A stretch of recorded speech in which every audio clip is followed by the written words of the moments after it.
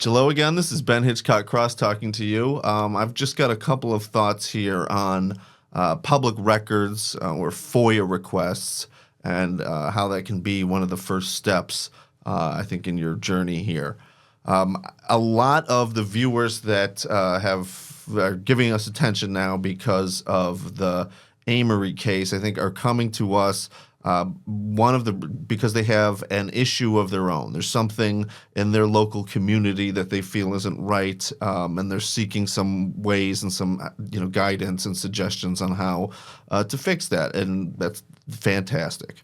One of the reasons that we're here. I think that, and I can talk about this in greater length, but I think that sort of the auditor method, for lack of a better word, is may not be the way that I would go about it. And I think I'm going to show you some of the steps that I'm going to take. I'm going to explain to you why I've gone on that journey, but not in this video here. We're just going to talk about public records and why I think that is going to be the first step that you should take. So if you've got a problem, as always, the first thing that you're going to need to do is identify what the problem is. Okay? And I think we're going to use this example of the police are stopping people outside of my house for the purpose of just generating tickets and income for the city. And I don't like it. I think it's corrupt, and it's bothering me because it's too close to my house. Okay? So in that example here, you've got something that's a public concern. You've got something that's a private concern. I think that's where I'm going to use it. We're going to keep going through there.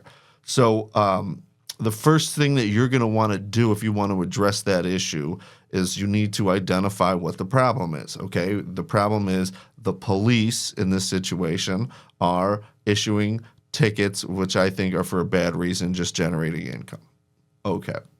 And I know this because I'm seeing them do it outside my window every day, and you can just see the police line up and giving these tickets, and it's clear. I've heard the police officers talking about how we're just doing this to generate income for the city, and so forth, okay? So you've got this personal knowledge, but you want to get something more. You're going to want to get some kind of collaboration in writing. So what's the first thing you're going to do is you're going to go and look on some kind of website and figure out who these people are. Who's the police chief? Who is the person who's in charge of these officers in my local area, okay? It may be the local precinct commander. It may be I don't know what they call it in your area, but some person who's in charge of a specific locality. It may be a task force, right? So there may be a specific officer who's put in charge of ticketing all these people on your block. I don't know, okay? But that's why you're going to find that out. And one of the ways you can find it out is just by picking up a telephone and politely asking them. Just call them up and see what they have to say. Sometimes you'll find somebody that's extremely helpful. And odds are, let's say this is the most corrupt policy ever. The person who's going to answer the phone is going to know that. Right? The people who know that we're just sending people we're just sending these officers here to generate income, those people are going to be up at the top level. People are going to be defensive about it. In other words, they're going to be higher up. So if you just call them and ask them who's in charge of this, they'll probably tell you. Okay? You may not want to go and talk to that person who is in charge of the whole thing directly. Maybe you do, maybe you don't. I don't know what kind of situation it is, if it's a big town, if it's a little village, whatever you've got. All of those kind of factors are going to be at play. If you're really angry about it, you may not want to talk to the guy directly. She may not like it. You may get on their radar, okay? Something to keep in mind. And this is, as opposed to going out there straight away and having some kind of, let's say, confrontation with the police directly, okay, which is maybe absolutely within your constitutional rights to do all sorts of things, a constitutional confrontation with the police, let's put it like that. This is, so there is going to be a law in your state, in your country, whatever it is, that's going to be something along the lines of public records or freedom of information, something like that. In the United States, we've got FOIA on the federal level, Freedom of Information Act, which is good but slow. And in the state of Wisconsin, where I practice, we've got a Public Records Act, which is pretty good. It's been The Supreme Court recently, gutted a major portion of the fees, which was something that made this law extremely powerful. But I think that might not be around forever. So, but the point is that you need to figure out what the law is there, because on the federal level you can get certain records that you can't get at the state level. The federal applies to only federal agencies. The state one might apply to only the federal things. There may be a way to get the same documents from two different people. There's all sorts of strategy, rules that apply to there. Maybe police stuff is off limits. Maybe police notes are off limits, but police records, whatever that means, are on limits. I don't know. But I can tell you, if you Google Guide to FOIA, Guide to Public Records Australia, Guide to Public Records West Virginia, you're going to have something. Here in my state, the Attorney General puts out it's about 200 pages with examples and forms and things like that, guide for both people making public records requests and people responding to the government's agencies that have to respond to these public records requests. And the way that it works in Wisconsin is there's a custodian, so that's somebody who's in charge of the records, and that can be a local politician all the way up to the governor's office, all the way in between to a school district or anything really that's a governmental office. But the question is, who's the one making the decision? We call it a balancing test. We're going to decide what we're going to give you and what we're going to not give you, and who is the one that's making that decision. So that's the person you would direct this request to, and there may be a fee. There may not be a fee. If there's a fee, obviously that's going to affect how much you're going to request. Even if everything is free and it's all digital, maybe you don't want 20 million records. Maybe you want literally everything, and you've got the software, time, and energy to go through everything, and you don't want them picking and choosing. I don't know. Those are all variables here. But once you start getting those documents back from them, their official documents, you're going to have two things that you're going to be able to do.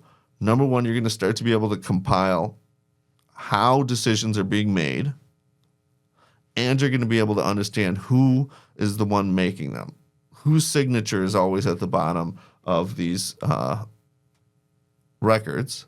And maybe that person is the one who's making decisions. Maybe that person's just taking orders. But you'll be able to find that, and you'll be able to find the patterns when you start getting the documents. So here, when we go back to our example, maybe they're going to give you the actual record that says, hey, I want you to have every officer has to get $5,000 worth of tickets every day. For in a area where quotas are illegal, that's pretty much what you want. So now the next question is, what do you do with those records when you find them? Sometimes they're not in there. Sometimes you don't get a smoking gun.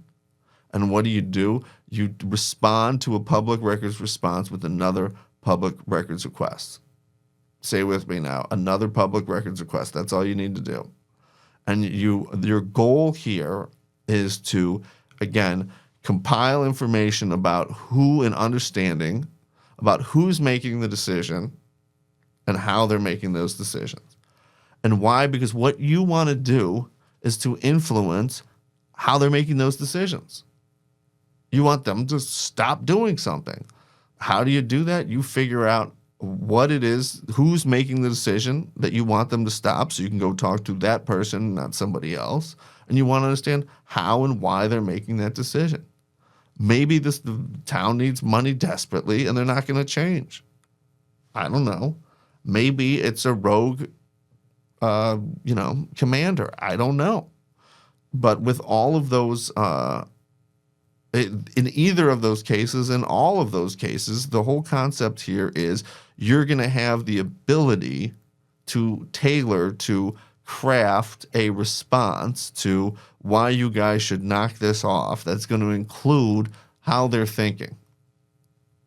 Okay, so that's my goal there when I'm trying to influence people. I want to be able to know what it is that they want, so that you can give them something that they want.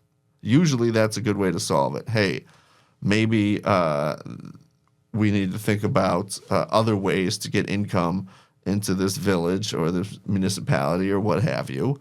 Here's some suggestions. I don't know.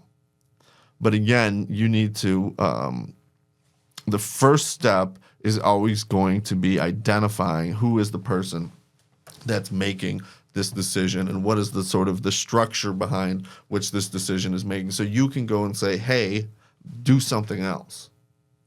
And if you just go and say, I don't like this, I'm going to stand here with my body, all you're really doing, in my opinion, is just presenting an obstacle, which they can, overcome.